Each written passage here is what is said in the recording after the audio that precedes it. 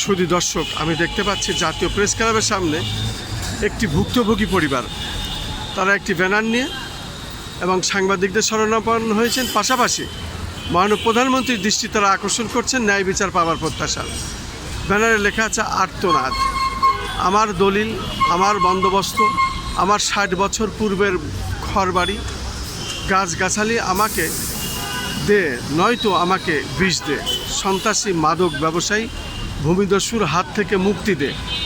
আমি সেই ভূমিদস্যুর, সেই মাদক ব্যবসায়ী ছবিটাও আমি দেখাচ্ছি। এ হলো ভূমিদস্যু মাদক ব্যবসায়ী, নারী পিপাসু ও মুখী দলীয় প্রভাবশালী মোহাম্মদ মিজান। আমি দেখতে পাচ্ছি তাদের যে অবস্থা, সকিনার ঘর ছেড়ে বৈধ বসবাসকারী, সম্পত্তি বিবরণ, দাগ নাম্বার সব সহকারে আমি দেখতে পাচ্ছি এখানে ওনারা দিয়েছেন। তারপরেও তারা আজকে ঘর বাড়ি ছাড়া। আপনার পাশে দুজনকে, আপনার পাশে দুজনকে, এ হচ্ছে আমার মা, যার নামে এই বন্দোবস্ত সরকার দিয়েছেন, সেইটা ওই হচ্ছে আমার বোন। আপনার বোন, আচ্ছা। আর আপনি? আমি হচ্ছি মায়ের ছোট ছেলে। কয় ভাই আপনারা? কয় ভাই? 5 ভাই বোন। 3 ভাই 2 বোন। আপনি কয় নাম্বার? আমি 3 নাম্বার। আপনাদের এই বিষয়টি মানববন্ধনে দাঁড়াইছেন, যদি একটু খুলে বলতে পারতেন বিষয়টি কি, মাননীয় প্রধানমন্ত্রীর কাছে কি চাচ্ছেন খোলাখুলি বলেন। আজকে আপনার নাম পরিচয় দেবেন। মোহাম্মদ আলমগীর, পিতা মৃত আব্দুল রাজ্জাক।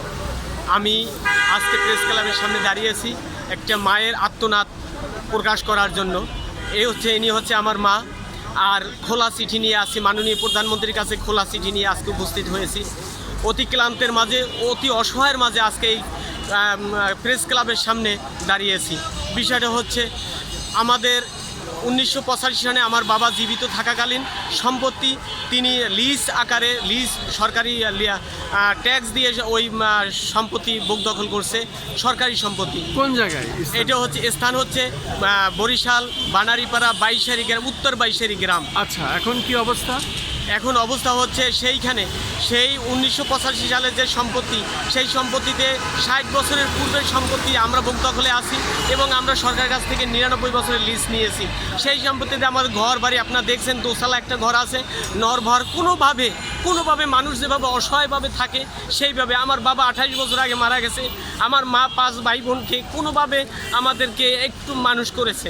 এইভাবে আমরা বড় হয়েছি অভাব কষ্টের মাঝে বড় হয়েছি। ওই ঘর বাড়িতে, সেই ঘর, সেই জায়গা, যে জায়গায় আমরা আছি, ওই জায়গা মিজান নামে ব্যক্তি এবং শাহে আলম মিজানের বাবা।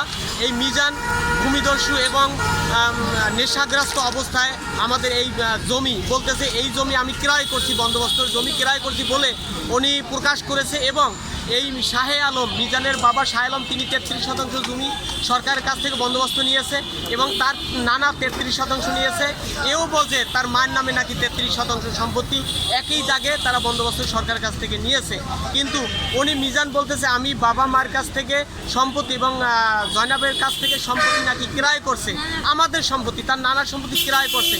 সেই ডকুমেন্টস আমাদের কাছে স্ট্যাম্প আছে।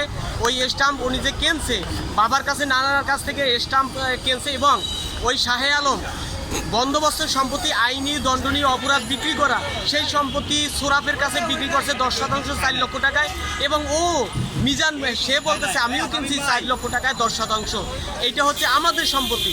এইটা ও আমাদের ওই আমার যে সম্পত্তিতে দীর্ঘ বছর পর্যন্ত আছি, সেই সম্পত্তি বুক দখলের জন্য আজকে আমার মা, আমার বড় ভাই এবং আমার ভাইজি বাইকো তাদেরকে ঘর থেকে বের করে দিয়েছে। এবং আজকে এই দিনে ওই সম্পত্তিতে তিনি বালি ফেলাইতেছে বলেই আমরা এখানে প্রেস ক্লাবের সামনে আসছি এবং খোলা চিঠি মাননীয় প্রধানমন্ত্রী বরাবর আমরা দিয়েছি। ওকে, আপনাকে অনেক ধন্যবাদ। তবে আপনারা স্থানীয় থানায় বা আদালতে কোনো মামলা করেন? হ্যাঁ, আমরা মামলা করেছি। এই 1985 সাল পরে বাবা যখন মারা যায় 2004 সালে, তারপর থেকে 5টা মামলা করা হয়েছে। হ্যাঁ, কোনো মামলায় আমরা মনে করেন শুধু উকিলের টাকাই নেয়, আমরা আইনি সহযোগিতা পাই না। আমরা থানায় গিয়েছি, কোনো আইনি সহযোগিতা পাই না। আমরা যেখানে যাই সেখানে আওয়ামী সরকার, ফেসিক সরকার থাকাকালীন তিনি ফেসিক সরকারের দলের অঙ্গ সংগঠনের সদস্য। এখন বিএমপি আছে, সে বিএমপির নেতা সদস্য বলেই তিনি ওই পোলাপান মাদক যারা সেবন করে তাদেরকে নিয়েই দাঙ্গা হাঙ্গামা করতেছে এবং আমাদের উপরে জুলুম করতেছে। আপনাকে অনেক অনেক ধন্যবাদ।